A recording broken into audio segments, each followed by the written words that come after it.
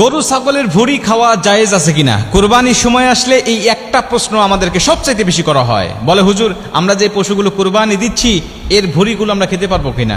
কারণ এটা তো বড় সেন্সিটিভ বিষয়। আমরা আল্লাহকে খুশি করার জন্য, আল্লাহর সন্তুষ্টি অর্জন করার জন্য আমরা কুরবানি দিচ্ছি। তো সামান্য ভুলের কারণে চাই না আমার কুরবানি বাতিল হয়ে যাক, আমার কুরবানির মধ্যে কোনো ত্রুটি ঢুকে যাক। এজন্য এটা যদি খাওয়া জায়েজ না থাকে আমরা খাবো না। জায়েজ আছে কিনা বলেন। নবীজি সাল্লাল্লাহু আলাইহি ওয়াসাল্লাম একটা হালাল পশুর 7টি অঙ্গ খেতে নিষেধ করেছেন। এই 7টি অঙ্গ আমাদের জন্য হারাম। কেউ কেউ বলেছেন যে মাকরুহে তাহরিমি, একটা বাদে বাকি 6টা বলেছেন মাকরুহে তাহরিমি, আর একটা হলো ডাইরেক্ট হারাম। তো মাকরুহে তাহরিমি হলেও এটা হারামের কাছাকাছি, আপনি খেতে পারবেন না। তো হারাম অথবা মাকরুহে তাহরিমি যেটাই বলেন এটা আপনি খেতে পারবেন না। 2 নম্বরে, নবীজি কখনো দুর্গন্ধযুক্ত খাবার খেতেন না। 3টি খাবার তিনি অ্যাভয়েড করে চলতেন। তার মধ্যে একটি হলো দুর্গন্ধযুক্ত খাবার, বাসি পচা খাবার। এগুলো নবী কখনো খাইতেন না, এগুলো গ্রহণ করতেন না। এবং অতিরিক্ত গরম খাবার, এই খাবারগুলো তিনি গ্রহণ করতেন না, সবসময় অ্যাভয়েড করতেন। আবু আইয়ুব আনসারী রাদিয়াল্লাহু তাআলা আনহু একবার নবীজিকে দাওয়াত করলেন। নবীজি সাল্লাল্লাহু আলাইহি ওয়াসাল্লাম দাওয়াত কবুল করে তার বাসায় গেলেন খাওয়ার জন্য। নবীজিকে দস্তরখানা সাজিয়ে খাবারটা দেওয়া হলো। নবীজি খাবার খাওয়ার জন্য বসে পড়লেন। তার খাবারের মেনুগুলো দেখে, তালিকাটা দেখে নবীজি উঠে দাঁড়িয়ে গেলেন। আবু আইয়ুব আনসারী রাদিয়াল্লাহু তাআলা হতভম্ব হয়ে গেলেন। নবীজি এমন আচরণ কখনো করেন না। তিনি আমার খাবার দেখে তো খুব আগ্রহের সাথে খায়, কারণ আমার হালাল ইনকামের খাবার তিনি নবীজি খুব আগ্রহ করে খায়, কিন্তু আজকে খাচ্ছে না কেন, উঠে পড়লেন কেন? আবু আইয়ুব আনসারী প্রশ্ন করে বসলেন, ইয়া রাসূলুল্লাহ, কি হয়েছে? আমি কি কোনো বেয়াদবি করে ফেলেছি? কোনো ভুল হয়েছে কিনা বলেন, কেন দাঁড়ালেন? নবীজি বলছে, দেখো, তোমার খাবার মেনুতে আমি এমনও কিছু খাবার দেখতে পাচ্ছি যেটা আমাকে এবং আমার সঙ্গীদেরকে কষ্ট দেয়, মানে ফেরেশতাদেরকে কষ্ট দেয়। সেটা কি? নবীজি সাল্লাল্লাহু আলাইহি ওয়াসাল্লাম দেখলেন কাঁচা পেঁয়াজ এবং কাঁচা রসুন দেখা যাচ্ছে।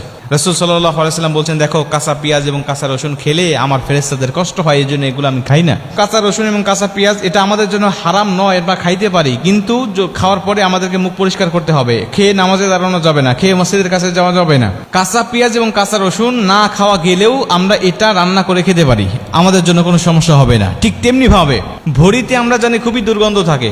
এই দুর্গন্ধযুক্ত খাবার আমাদের জন্য খাওয়া ঠিক হবে না। কিন্তু যদি আপনি এটা পরিষ্কার করে, সুন্দরভাবে ধৌত করে, আপনি যদি এটা দুর্গন্ধ মুক্ত করে যদি আপনি খেতে পারেন, আর এটা যদি আপনার রুচিতে আসে, তাহলে আপনি এটা খেতে পারেন, আপনার জন্য সম্পূর্ণ হালাল, এতে কোনো সন্দেহ নাই। কারণ নবীজি সাল্লাল্লাহু আলাইহি ওয়াসাল্লাম যে 7টা হারাম অঙ্গের কথা বলেছেন, এই 7টা অঙ্গের মধ্যে ভুঁড়ির কোনো কথা নাই। 7টা অঙ্গের মধ্যে প্রবাহিত রক্তের কথা আছে, 7টা অঙ্গের মধ্যে মূত্রথলির কথা আছে, এই 7টা অঙ্গের মধ্যে আপনার রগ আছে, 7টা অঙ্গের মধ্যে আপনার অন্ডকোষ আছে। এগুলো আপনি খেতে পারবেন না, এগুলো খাওয়া আপনার জন্য হারাম। কিন্তু যেহেতু ভুঁড়ির কথা উল্লেখ নাই, অতএব আল্লাহ পাক আমাদের জন্য হালালটা ব্যাপক করেছেন আর হারামটা সীমিত করেছেন। যেটা হালাল এটার কথা উল্লেখ নাই, যেটা হারাম শুধু সেটার কথা উল্লেখ। আল্লাহ ব্যাপক করেছেন হালালটা আর সীমিত করেছেন হারামটা। আল্লাহ বলেছেন, তুমি পৃথিবীর সব নারীকে বিয়ে করতে পারো, তোমার জন্য হালাল। শুধু বিয়ে করতে পারবে না তুমি 14 জন নারীকে, মানে হালাল ব্যাপক, হারাম সীমিত। নবীজি বলছেন, তুমি সাগরের সব মাছ খেতে পারো, কোনো সমস্যা নেই, সব হালাল। হারাম কি? আল্লাহ রাসূল সাল্লাল্লাহু আলাইহি ওয়াসাল্লাম বেছে বেছে আমাদেরকে কয়েকটি কথা বললেন, এগুলো তুমি খেতে পারবে না, এটা তোমার জন্য হারাম। অতএব যেহেতু ভুঁড়ির কথা হাদিসে নেই, অতএব আমি এটা খেতে পারি, কোনো সমস্যা নেই। আমি দুর্গন্ধ মুক্ত করে, আমি যদি এটা আমার রুচিতে যদি আসে তাহলে আমি খেতে পারি। তবে হ্যাঁ, কারণ রুচিতে যদি না আসে তাহলে আপনার খাওয়া আপনার জন্য ঠিক হবে না। খুবই গুরুত্বপূর্ণ আলোচনা, সবাই শেয়ার করে অন্যকে জানিয়ে দেওয়ার অনুরোধ রইল।